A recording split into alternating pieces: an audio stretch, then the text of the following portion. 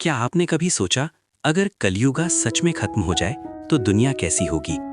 धर्म ग्रंथों में लिखा है कि जब अधर्म अपनी सीमा पार कर जाएगा, तब कल की अवतार आएंगे और एक नया युग शुरू होगा। लेकिन उस समय तक इंसान कितना बदल चुका होगा, ये शायद किसी ने नहीं सोचा था। कहानी शुरू होती है एक शहर से, एक ऐसा शहर जहां ऊंची ऊंची इमारतें थीं, रोशनी थी, शोर था, लेकिन इंसानियत धीरे धीरे गायब हो रही थी। उसी शहर में अर्जुन नाम का एक युवक रहता था। अर्जुन अक्सर लोगों को देखकर सोचता था, क्या सच में यही वो दुनिया है जिसके बारे में हमारे पूर्वजों ने सपने देखे थे? एक दिन वो बाजार से गुजर रहा था। अचानक उसने देखा एक बूढ़ा आदमी सड़क पर गिर गया। आसपास बहुत लोग थे, लेकिन कोई उसे उठाने नहीं आया। कुछ लोग मोबाइल निकालकर वीडियो बनाने लगे, कुछ लोग हंसते हुए आगे बढ़ गए और कुछ ने बस इतना कहा, मुझे क्या लेना देना। अर्जुन से ये सब देखा नहीं गया। वो तुरंत दौड़कर उस बूढ़े आदमी के पास गया। उसने उसे उठाया, पानी पिलाया और सड़क के किनारे बैठा दिया। बूढ़े आदमी ने अर्जुन की ओर देखा और हल्की मुस्कान के साथ कहा, बेटा, तुम इस समय के इंसान नहीं लगते। अर्जुन हैरान हो गया। उसने पूछा, इस समय का इंसान कैसा होता है? बूढ़ा धीरे धीरे बोला, कलयुग का इंसान दूसरों के दर्द को भी मनोरंजन बना लेता है। फिर उसने शहर की ओर इशारा किया। अर्जुन ने देखा, कहीं भाई भाई जमीन के लिए लड़ रहे थे, कहीं दोस्त पैसे के लिए दोस्ती तोड़ रहे थे।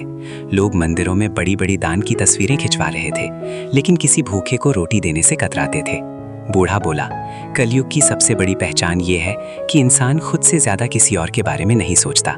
दिन बीतते गए और दुनिया में लालच, झूठ और अहंकार बढ़ता गया। लोगों के पास पैसा था, लेकिन सुकून नहीं।